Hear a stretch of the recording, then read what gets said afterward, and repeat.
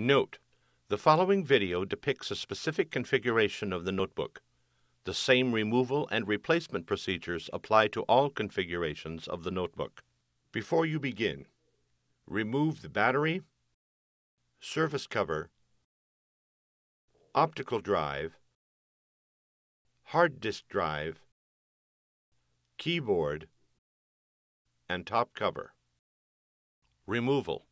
On the bottom of the top cover, remove the 3mm P1 Phillips head screw that secures the left speaker to the top cover. Important: make careful note of the routing of the speaker cable for later replacement. Remove the speaker cable from its routing channel on the top cover.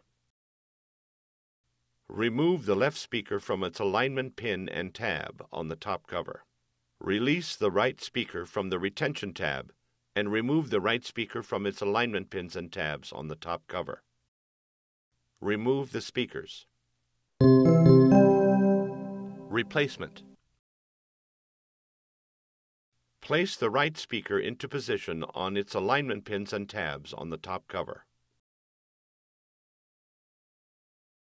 Place the left speaker into position on its alignment pin and tab on the top cover. Route the speaker cable through its routing channel on the top cover.